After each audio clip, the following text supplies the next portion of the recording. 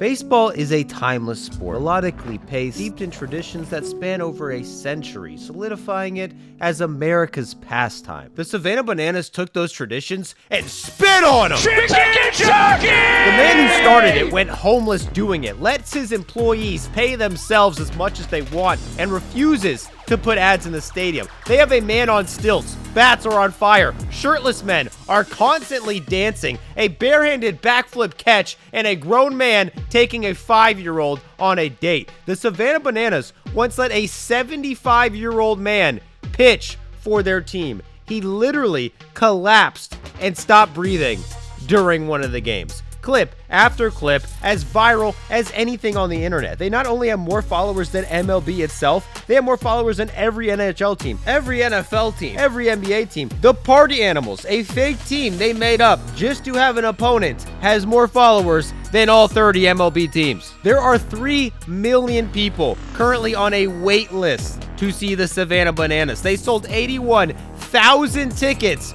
to one game. ESPN, who just decided to opt out of their deal with MLB, will not show MLB games in 2026. They decided to instead show Savannah Banana games. And all of a sudden, people are starting to hate them for it. Why do you hate the Savannah Bananas? It's a clown show. You're running around wearing capes for little kids. Just pisses me off. I'm just sick of their shit. I'm growing tired of the Savannah Bananas. Yeah. Join the club. This one tweet in February set off a complete avalanche of hate. 19 million views, thousands of replies ripping them to shreds, which had everybody wondering, how could a team that has been universally beloved for years seemingly gain hundreds of thousands of haters by one tweet? But the truth is, they've had haters for years. In fact, if you ask some people in Savannah, Georgia, the Bananas' hometown, they've hated the Bananas since the second they got to Savannah. That was in 2016, and this guy is the one who did it. Jesse Cole is the mastermind behind the Savannah Bananas. He was a Division I pitcher, a 4-year starter, was named Southern Conference Player of the Month as a freshman, has multiple school records, and wanted to go to MLB.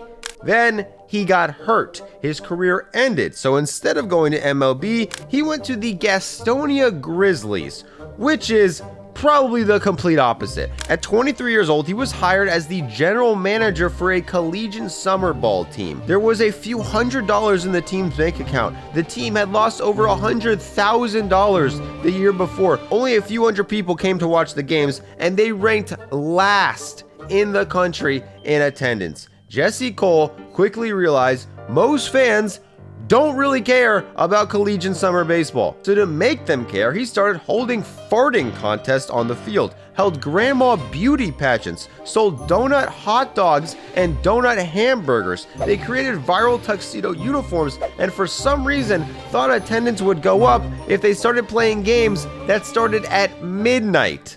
These games literally sold out. In fact, Jesse broke their attendance record 7 years in a row. The team won Organization of the Year. He was named Executive of the Year, was named Gaston's Person of the Year. Jesse Cole is an amateur baseball sicko. College summer baseball does not make money. Anyone who has success working with a college summer baseball team uses that success to get a job with a better team. Not Jesse Cole. He got a job with the team, did it for 7 years, then literally bought the team. He even started a business where he consulted other teams across the country on how to sell more tickets. His advice included grow your own furniture night, how many people can fit into a porta potty contest, letting anyone in the stadium for free if they wore underwear on the outside of their pants. Cole was literally helping run 5 or more collegiate summer ball teams at the same time, some in the same leagues, and all were successful. He even met his future wife doing it. She also worked for a baseball team. He proposed at a baseball game, then held a 30-minute fireworks show in the middle of the game for it. They got married at a baseball stadium and even named their first baby a Banana Baby. This wasn't its real name, but that's what they called it at the stadium, and had an entire team hoist the baby in the air in ceremony when it was 19 days old. Jesse was obsessed with owning a collegiate summer ball team, so much so that he bought another team. In 2016, he became owner of 2 different teams. He employed many of the same promotional tactics for both teams. Both teams were in the same league. They would literally play each other multiple times a year, but his new team in Savannah was his true love. Again, college summer baseball doesn't make a lot of money. Right after this purchase, him and his team were working in an old storage closet with no internet or phone line. He emptied his entire savings account to buy this team. Him and his wife literally sold their house and moved into an apartment with an air mattress to be able to afford it, living off $30 a month. One night, he woke up to his wife screaming because there was a cockroach crawling on his face, and with only a few months until opening day, they had only sold 1 pair of season tickets. Off the bat, the team was a failure, but the team didn't even have a name yet. Desperate for attention, Jesse was set on picking the craziest name possible, no matter the backlash. They needed publicity, so they decided to do a contest, had fans submit their preferred name. They would go through all 1,000 plus name suggestions, and then in front of a live audience would pick the name they would go with. And on February 25th, 2016, they announced that they would be called the Savannah Bananas, and people in Savannah hated this name. Savannah had just lost an affiliate minor league team. They were used to more serious baseball. Comment after comment clowned the name. Jesse and his team went to a St. Patrick's Day parade to promote the team and got booed. It was getting a ton of hate, but it also was a massive success. This name was so controversial, it trended on Twitter. They did a mascot reveal at an elementary school and kids loved it. All of a sudden, people started paying attention, and that led to ticket sales. In an insane deal, Jesse offered season tickets for $15 a game, which would not only include a seat, but also a free all-you-can-eat buffet at every single game for just $15. This name and deal built up enough attention for them to sell out their home opener, and they continued this strategy of trying to get as much attention as possible. They tried to see how many people could fit into a porta potty, had a band, had a Savannah Banana dog, they had a senior citizen cheerleading squad. Jesse and fans would try to throw bananas and hit targets with them in the middle of games. And these were real games, playing in the Coastal Plain League, a league where college players go to compete and get better against other top-tier college opponents. This league has produced players like Justin Verlander, Chris Taylor, Kevin Youkilis, Ryan Zimmerman,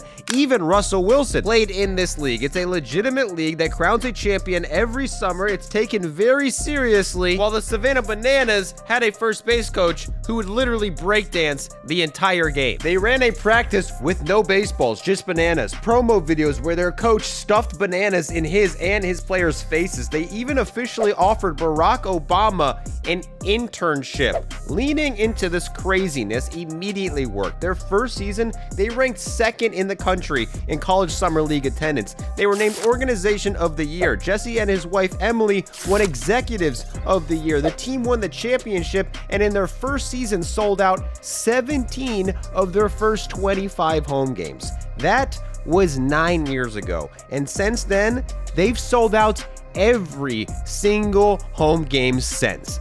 Years before the millions of social media followers, the Bananas were finding ways to go viral. They started wearing kilts as part of their uniforms. They had players go into the stands, take an elderly woman on a date in the middle of a game, do a makeshift dinner, give them a rose, dance with them on the field, then go back and play the rest of the game. Despite being in a competitive college baseball league, they weren't getting players solely on their playing ability. They were getting players based on their dancing abilities. Essentially, every single Savannah Banana was required to dance and act in the team's series of comedy sketches done for promotion. The reason college players go to summer ball leagues like this is because they're pursuing the major leagues. They go play for free so they can develop and improve as baseball players. The Bananas were practicing dancing almost as much as they practice baseball itself. You'd think a lot of competitive players would feel like dancing on the field was beneath them, but they were playing in front of sold-out crowds every single night, attracting top talent from across the country. This dancing team that did skits for social media were elite. In 2018, they had 7 players get drafted. In 2021, they had 8 players get drafted. The next year, 11 Savannah Bananas got drafted. Tristan Peters got drafted. The next day, played a game in a kilt, did a dance on the field, then reported to the Brewers organization a few days after that. They won the Coastal Plain League 4 out of their first 6 years, broke a Coastal Plain League attendance record in their first season, then broke it again the next season, selling out every single game. By their third season, they had ticket scalpers selling tickets 2 times their face value at their summer college league games, as thousands of people were on a wait list just to get tickets. The Savannah Bananas were beloved, but once again, they did something that pissed off fans all over Savannah. Jesse was obsessed with keeping fans engaged as much as possible, but noticed despite the constant side entertainment they were putting on, starting in the 7th or 8th inning, some fans would inevitably leave early, concluding that baseball was fundamentally too long and slow, and no matter what the team did, fans would always leave early. So he decided he was just going to create an entire new sport. Originally starting in 2018, him and his team drew up new rules to a sport called banana ball. It's like baseball, except the games are only 2 hours long. After an hour and 50 minutes, a new inning cannot start. There's no mound visits. There's no stepping out of the box. There's no bunting. On ball 4, batters don't walk to first, they sprint to first, then can advance as many bases as they want, while the defense has to throw the ball to every single position player on the field before being allowed to attempt to get the runner out. A batter can also steal first. If a ball gets past the catcher, they are free to run to first no matter the count. And if a batter hits a foul ball and a fan catches that foul ball, that batter is out. If you score more runs than the other team in an inning, you win that inning. The first team to win 5 innings wins the game. If the game is tied when the time limit is hit, there is an overtime between a batter, pitcher, catcher, and one fielder. The batter hits the ball and tries to make it all the way to home before the one fielder can sprint, get the ball, throw it to the catcher, and get them out. Eventually, this would evolve to also have guys on stilts, Guitar Hero, and guys driving cars on the field. But at this point, banana ball was just an idea. They believed they had made the most fan interactive form of baseball possible, but stuck in a sanctioned summer league with official rules and a full schedule all summer, they had no place or time to try out their new rules. Then 2020 happened. A pandemic is a death sentence to a team like the Bananas, getting close to 100% of revenue via live ticketed events at a time where nobody was going outside, let alone to a summer league baseball game. Instead, they were inside watching brain rot. Teenagers are becoming household names on a new app that has taken over the world, and now everybody's stuck inside, amplifying it, as 20-second dances recorded in bedrooms are getting tens, even hundreds of millions of views. Local sports franchises can't do anything,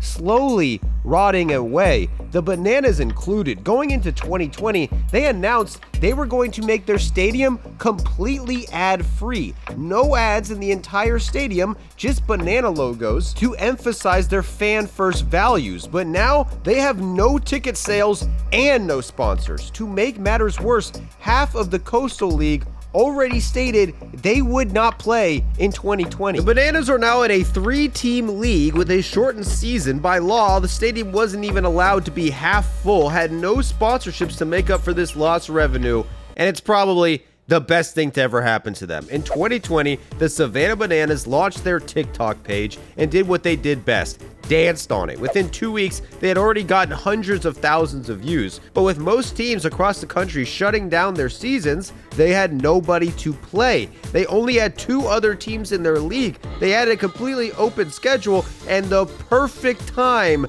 to try out banana ball. With no one to play, they played themselves. After practicing these rules for 1 day, the Bananas played an exhibition, split their team into 2, ripe and unripe, The first walk was a home run. 3 batters stepped out of the box and got in trouble for it. A batter tried to bunt and got thrown out of the game. It was somewhat chaotic, but realizing this was the best way to make up for less games and less fans, the Bananas leaned in. With no opponents or other options, they created an entirely new team themselves just to have someone to play. On extremely short notice, they recruited local college kids to become the Party Animals, scheduling the first ever banana ball game with a real opponent. It resulted in 4 walk-offs and resulted in a sudden death win, where a batter going against a pitcher and 1 fielder hit a ball to the wall, then got gunned down at home to lose the game. It was electric. The Bananas grew like crazy in 2020, leaning into dance trends and thirst traps on TikTok while the app was exploding, getting hundreds of thousands of views per video. Most of their games were actual baseball games in their regular Coastal Plain League. They hired a first base coach who never played baseball just because he was good at dancing, did pitching changes with a banana boat, had a player hit with a banana in his pocket, even had their broadcaster come onto the field in the middle of a game to take it at bat in a real game, and he even got a hit. All of this was in actual baseball games, but the Bananas knew Banana Ball was the key to the future, announcing that next year they were going on a world tour. They decided they now needed 3 teams, a competitive team to play in their college summer league, a team of whack jobs to play banana ball, and another team of whack jobs so the first team of whack jobs would have a team to play banana ball against. They held an open tryout where they put players through baseball drills, as well as a TikTok station to see how well they could dance, an interview station to see if they were good on the mic, and even a bat flip competition. They then picked 34 players to solely play banana ball, as well as a 35th guy who barely even played baseball just because he was good at using stilts.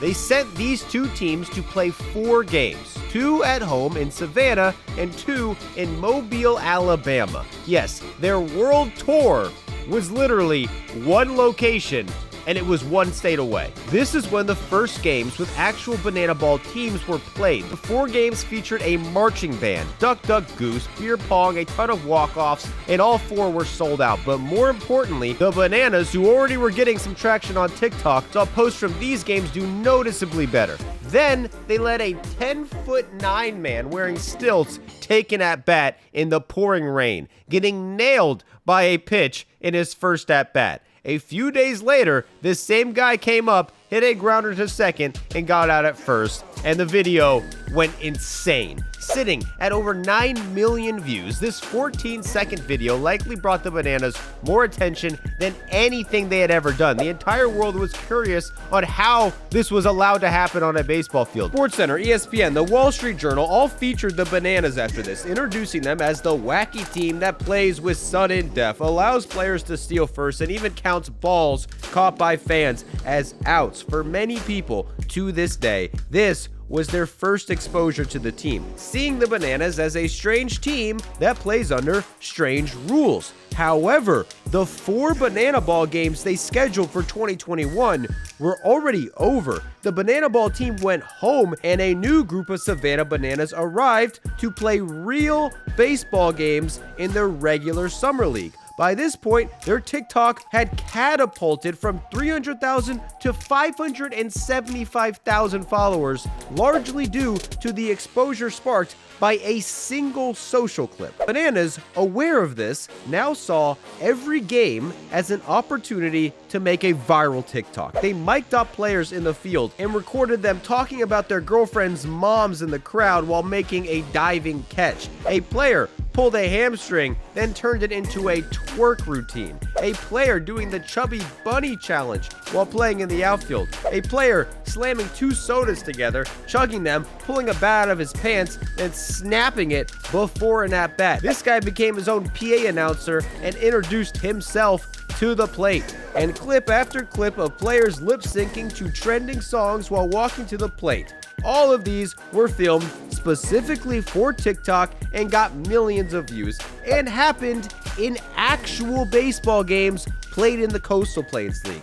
Most people did not realize that, but 95% of the time, the Bananas were playing in competitive baseball games with regular baseball rules. They had 4 players on this team get drafted, yet everybody thought of the Bananas as the team that dances, does skits while playing under weird made-up rules. The team had shot from 300,000 to close to 1 million followers in one season. They announced more Banana Ball was coming, a 6-city, 10-game tour, hired a former major leaguer, Eric Burns, to be their manager. Their tryout featured comedian Bert Kreischer, impressive trick plays in the field, and a player playing with their pants down. And these videos got at least 9.5 million TikTok views combined.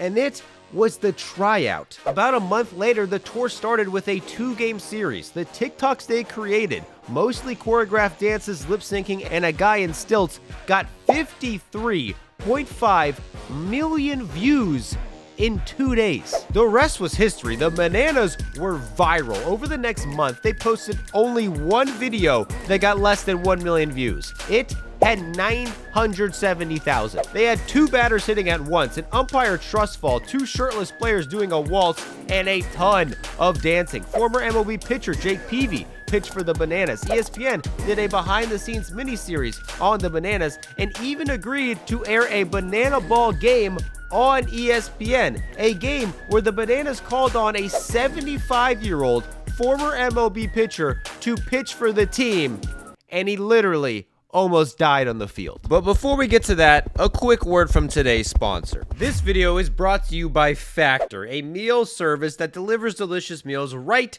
to your door. Factor has been sponsoring for a couple years now, and I've been eating it ever since. Cooking takes forever. Cleaning takes forever. Going to the grocery store takes forever and is annoying. With Factor, you can skip all of that. Every meal is fresh and is ready to eat within 2 minutes. It really doesn't make sense how fresh and tasty these Factor meals are. They offer over 35 meals per week. They have keto options, calorie smart options, vegan and veggie options. They even have gourmet plus meal options, which include premium produce along with meals as exquisite as steak and salmon, which are just some of the options which are coming soon to Factor. Every week, they got new and fresh options for you to choose from, and honestly, I've enjoyed every meal I've ever gotten from them. I don't think you can go wrong. It's quick, easy, while also being healthy and tasting amazing, and now it's cheaper than ever. Just head to factor75.com or click the link below and use code 50BaseballDoesIt to get 50% off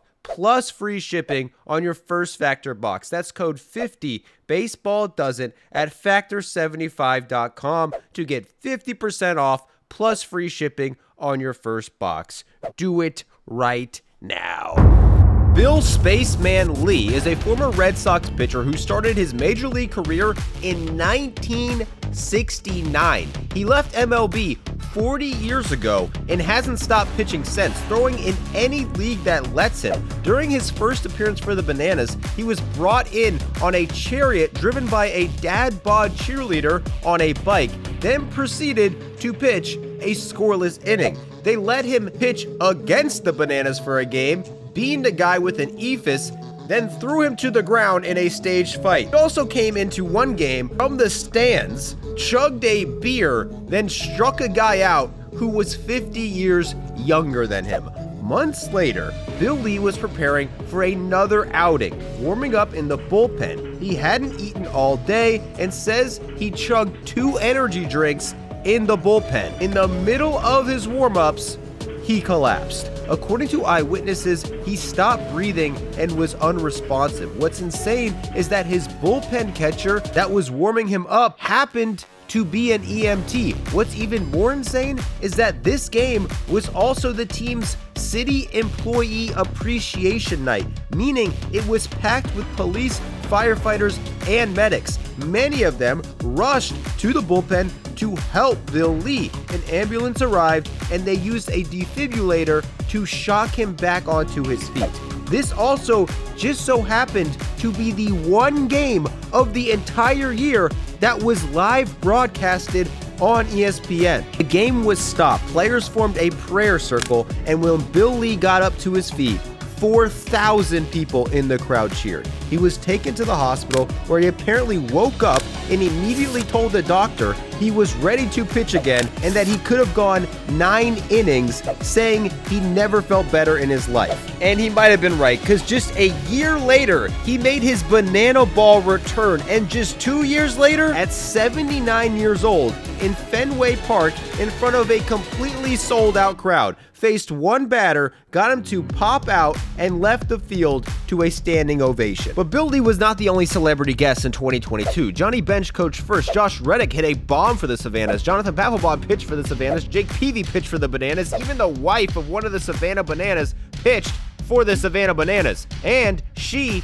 got a strikeout. From their first 6-city tour, the Bananas gained 1.4 million followers in 10 games. Yes, in the month of April alone, they gained 900,000 followers on TikTok, a rate of growth pretty much unheard of for anyone. However, this massive success also caused a massive problem for the Bananas. It was obvious the public loved Banana Ball, but by May, their entire schedule of Banana Ball games were already over. Their competitive team came to Savannah to play their regular Coastal Plains season, but real baseball games were not what the 1.4 million people who just followed the Bananas came to see. The Bananas tried to schedule as many extra Banana Ball games as they could. To open the Coastal Plain League season, they had the Banana Ball team play the competitive team in a Banana Ball game, set a world record for most banana costumes worn at once, attempted the longest banana throw in history,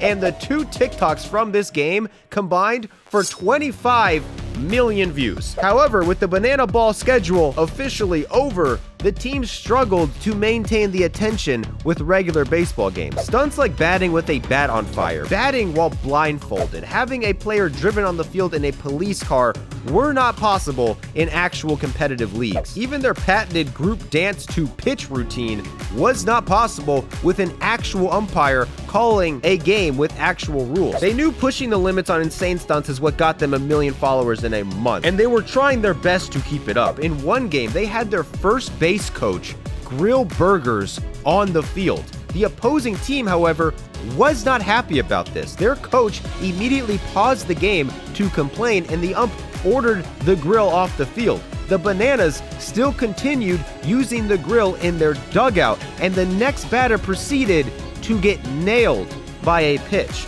The first base coach then went on to feed this guy a burger at first base, and he stole second base while eating a burger. The level of stunts Banana Ball fans became accustomed to had consequences in real baseball games and were no longer possible. They still had success on social media, but there was a noticeable drop-off in views. Without Banana Ball games, a video with 1 million views was becoming more rare. To make matters worse, fans at games were now confused. According to Jesse, they were getting non-stop complaints from upset fans who came to see wacky baseball with weird rules and got an actual baseball game played between 2 competitive teams. The Bananas were stuck at a crossroads, and in August 2022, they made a decision they felt was inevitable. From here on out, they would only play Banana Ball games, and their competitive team in the Coastal Plain League was now disbanded. And this also upset fans, especially in Savannah. One scathing local newspaper article mirrors the opinions of some in Savannah at the time. This person was one of their first fans, was one of the first people to ever cover the Bananas, was part of the Bananas documentary and their New York Times article. Now, they were publishing a headline that says they were breaking up with the Savannah Bananas. The Bananas had been influenced way too much with what got views on TikTok. More Banana Ball meant more road games in massive stadiums and less home games for local Savannah fans who already found it almost impossible to get tickets anymore. The fans who supported the Bananas when they had nothing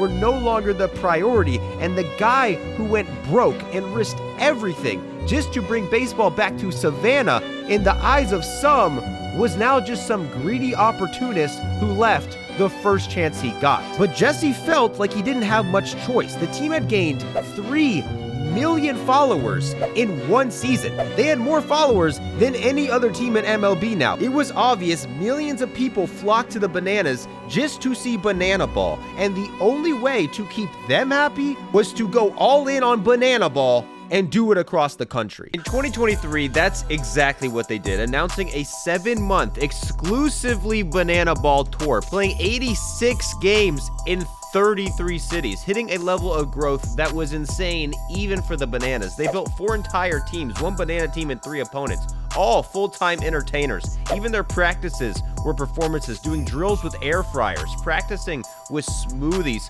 fielding with Target shopping carts, full-on music video remakes getting 20 million views. They even hired full-time umpires that dance and clean home plate with a vacuum, hired a 7-year-old umpire who didn't take grief from anybody, pitchers who struck out people from second base, pitchers who throw literal fireballs, pitchers pitching on trampolines, fielders fielding on trampolines, batters hitting with giant bats. One guy literally skied to the plate, then hit a bomb wearing ski boots. But the most important content they posted were synchronized dances in the middle of pitches, as well as heartthrob bananas lip syncing and serenading fans while running from the stands onto the field, which accumulated hundreds of millions of views and outperformed any other kind of clip the Bananas ever posted without competition. A switch to Banana Ball doubled the Bananas following in a single year, a 500% increase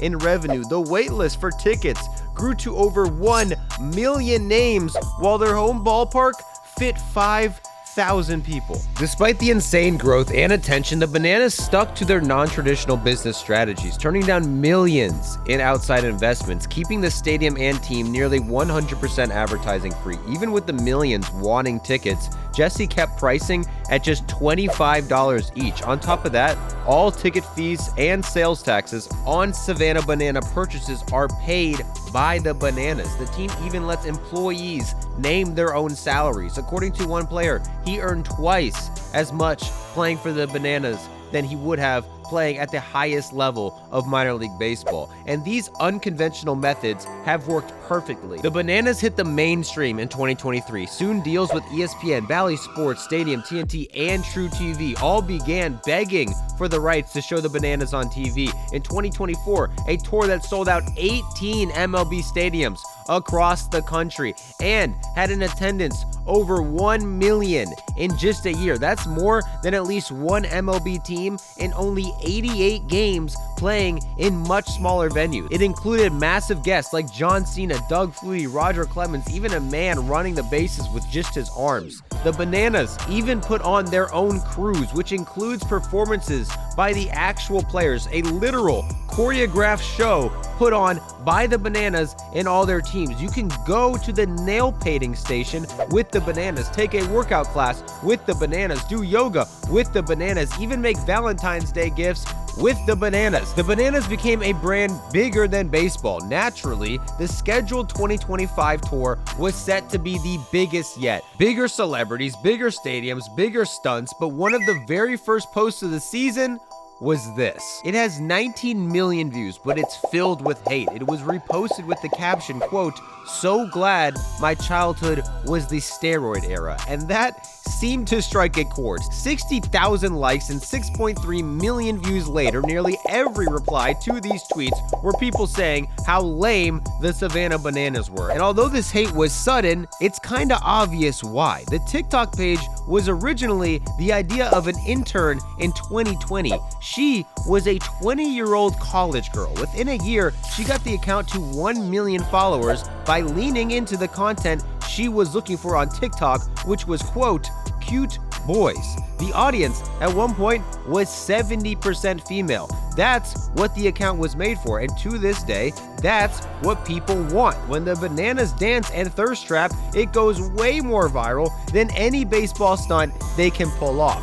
This is not designed to appeal to adult men, but adult men make up a majority of baseball's demographic. So as the Bananas have gotten bigger and bigger by doing less and less baseball and more dancing, it is inevitable that people will begin to point out the somewhat cringy nature of some of their content. Their 2025 tour is insane. It goes across 40 cities, includes 3 football stadiums. They just played a game in front of 81,000 fans and completely sold it out. The ticket waitlist is over 3 million people. They plan on selling 2 million tickets in 2025. That's more than 9 MLB teams last season. In a massive deal, ESPN has bought the exclusive rights to broadcast 10 Banana Ball games on ESPN and ESPN2 simultaneously. However, for the first time ever, if you look in the replies of their post, you will almost always see at least some people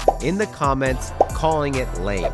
The Bananas are currently distancing themselves from baseball itself, creating a Savannah Banana universe that can sustain itself with or without a baseball game. Just look at the cruises. The entire thing is filled with events that have nothing to do with baseball. They are going on this cruise to see the Bananas do dance lessons and nail painting. The team is the main attraction. They already announced in 2026 they're creating even more teams, having an entire 6-team league. Eventually, they'll have an entire regular season, playoffs, and champion crown. More characters, more enemies, more competition, but they're not playing baseball. They're playing banana ball. The goal is no longer to become the biggest baseball team on earth. They've arguably already done that. The goal now is to compete with baseball and create a sport and brand that is bigger than baseball. And to do that, they have to do less baseball. Just a few years ago, they did something very similar when they stopped playing in the Coastal Plain League. Their local fans got mad for distancing themselves from Savannah. Then they doubled their size in a season. Now they're doing the same thing by distancing themselves from baseball itself. And once again, people are getting upset about it. But if everything goes according to plan, they may double in size again.